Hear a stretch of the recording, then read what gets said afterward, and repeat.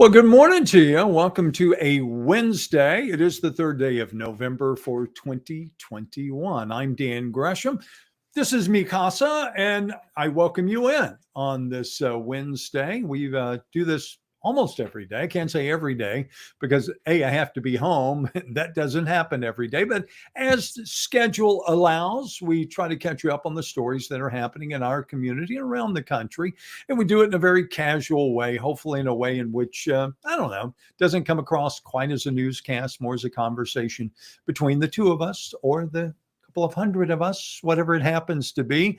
Don't forget, it is a Facebook Live and a YouTube Live, which means that you can comment at the bottom of the page. I see your comments. I can read them. If you want to say good morning, tell me where you're watching from, what's on your mind this morning. It's a very easy thing to do. And again, as I mentioned, I can see them. I try to respond to them as best I can. For example, here's James Poe. He's in Lumberton. He's up watching this morning. Hi, James. And Carlene is in as well. And Carlene, you know, you're always welcome via the Facebook page to come in and enjoy what's happening in my house. Do want to show you real quickly, just to kind of give you a heads up on what's happening this morning. If you're going to be going out, a lot of people making plans, having their first cup of coffee, getting ready to go out the door. You probably are wanting to look at Doppler radar this morning before you go. If you're going now, you should be okay. If you're going later in the day, it could get a little dicey, especially as we get into the afternoon. I'm trying to see if I can get Doppler radar to work for us this morning. Might have to go about it a different way. There it is. Slowly but surely, step by step. What was that? Remember the old Three Stooges? Step by step, slowly I turn. Well, this is what I'm looking at this morning. And I don't think it's kfdm.com. I think it's my house, and my internet connection this morning is running a little bit slow. But on kfdm.com, we do have interactive radar where you can go and catch up. It's under the weather heading. You can also go and see what's going on in the forecast, but you can also have interactive radar. Let me get rid of the name brand there. It's gone. And you can look at what's happening across the state of Texas, across the country. That's your choice. Once you get there, you can zoom in.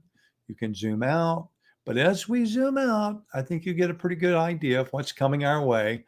All of that weather is moving that way, which means that we're going to start seeing some of it. It's a little bit early, maybe by noon or so, especially some of the stuff that's out College Station, Austin. That's going to be moving this direction. And then this is gradually sagging south. That is that cold front, and behind it, some much cooler temperatures. In fact, Chad Sandwell saying this morning, with tomorrow's overcast skies, he doesn't expect us to break much above 60. So I don't know about you, but I like it.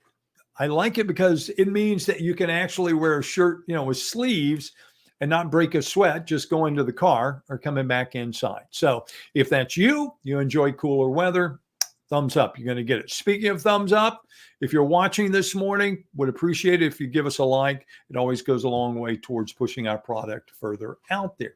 Sorry, I have to lean over so I can see where we're at here.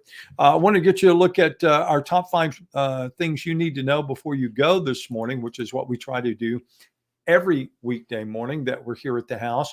Number 1, results from yesterday's elections. If you were with us yesterday on Tuesday, you know that we were saying, please don't neglect the elections because it could come down. I know we always say it and people always go, no, it's not going to be my vote. My vote is not going to make a difference. We actually had a race in Southeast Texas that was decided by 5 votes. 5 votes. So that should be an indicator to you that it's true. It really is. That your vote could be the difference. But you can go and look at this as an overall story. Talks about the fact in Lumberton, they did approve the proposition to build a new waste treatment plant. And I can imagine that city being able to grow much more without it. So that's a $74 million expenditure for the city of Lumberton. Voters also approved a proposition in the Hampshire-Fannett Independent School District to spend $1.4 million on a concession building. Now, if you're outside that district, you might be saying, oh, why would they do that? Because it's very important to the community. It also includes restrooms that would be used for their sporting events. And from what I understand, it's not coming out of the taxpayer's pocket to some. So anyway, I'm not going to get into all of it except to say it did pass. They approved it. In Bevel Oaks, they had some elections. They had a mayoral race. They also had some ward races, as they did in Groves, where they also had propositions on the ballot about collective bargaining for firefighters and also binding arbitration. Again, you can read all about those. The no votes came in Hardin County, where they rejected two proposals for a 2-cent sales tax increase to fund improvements to their emergency services there, both District 1 and District 5. But no, the results there. Speaking of drainage district, a good story, DD6. Angel San Juan went out yesterday, talked to them about a proposal that's going on, a detention basin. This is an area that floods with some regular occurrence, so they would be very interested in that. They kind of have two plans going at one time. The long range plan is, believe it or not, a retention pond that is 650 acres. When he said that this morning, I had to go, did I hear that right? 650 acres? That's massive. Massive. So anyway, in the meantime, though, they're talking about a much smaller retention pond that's about 43 and a half acres. It'll hold 70 million gallons of water. And if you're not familiar with retention and detention, two different forms. Retention means it stays there. Detention means it's temporary, right? When they move water from different places in the drainage districts in order to try to make sure that we don't have flooding, they have to have some place to put it. Some of them are very evident. Others you may not see. The ones that are evident would be, for example, in Beaumont, the soccer fields there off Keith Road are actually detention ponds, where when you have flooding, they fill up. A short time later, when the watershed moves a little bit more out, they will drain. And, and then they're used for multi-purposes. And again, good example would be, in fact, those soccer fields. Also this morning, of course, for those of us who are diehard Astros fans, really bleary-eyed this morning, not feeling very well. It's funny because this morning I was talking to the folks that I work with, and I made the reference to a point. And I said, I think I'll use the line, there'll be no joy in H-Town this morning. And they looked at me like, so? I was like, well, now, wait a minute. You're telling me you guys have never heard Casey at bat? I'm thinking maybe some of you have probably heard it, right? Casey at bat. There'll be no joy in Mudville, for mighty Casey has struck out. So the Astros struck out last night, without a doubt. They wound up being shut out. It did not go well. You give up some home runs, multi-scoring home runs. They wind up losing that one 7-0. So go on. But here's the story that would concern a lot of folks. I think we all saw it coming, but I think now it looks more obvious perhaps than ever before, because you kept thinking, no, the Astros won't let Carlos Correa get away. Come on, that's not going to happen. He's the centerpiece of the organization. He's a guy who's been there for a long time. They're not going to let him go. But apparently, Carlos has a different thought. When somebody starts throwing $300 million at you, which also begs the question, how much money do you really need? How much money do you, I guess you get whatever you can take, right? Who am I to talk? If somebody threw $300 million at me, I'm not sure what would you be willing to do for that? And of course, they're not asking him to do anything illegal. They're just asking him to change teams, move to another town, and bank a whole lot of money. I guess, that goes a long way when you're taking care of the rest of your family forever. Also this morning, we know a lot about shortages that have been going on due to the pandemic. I did not know about this one, so I thought I'd share it with you. Bottle shortage. Glass bottles.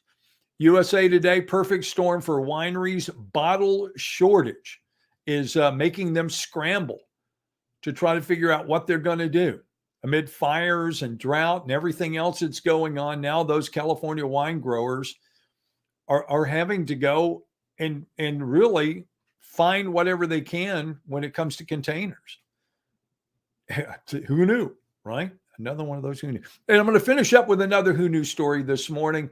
Who knew that monarch butterflies are migrating across the state of Texas? This is Texas Monthly. Good story here by Charles Scudder about how you can raise your own butterflies. And you can go by and look at all the different stories. They have several references that you can go to. They cite specifically Fort Worth, talk about how it happens. But again, it's every spring and every fall that you see some of the greatest migrations, right? Seasonal changes means that I did not know this, but apparently there is a monarch highway, which is I-35 to and from the mountains of Mexico. And thousands of butterflies travel this route. There are actually two of them that come on that long journey throughout October into November. So if you want to know more, again, Texas Monthly, go check it out, talking about monarch butterflies here in the state of Texas. All right, so we got you 5 things you needed to know before you get out the door this morning. Hope that gets you on the right foot as you get your day started. I'm headed out for more of mine as well. Want to remind you, a lot of places you can go to keep up, KFDM.com, maybe one of the best. We think it is. You can also go to Facebook, KFDM News. You can follow me on Twitter, Morning TV Dan. You can also subscribe. And of course, be sure to sign up for notifications, and we'll let you know when we're about to do an update on YouTube. It's just that simple. Dan's at Home. Appreciate your being with me this morning. You go out and make it a terrific day.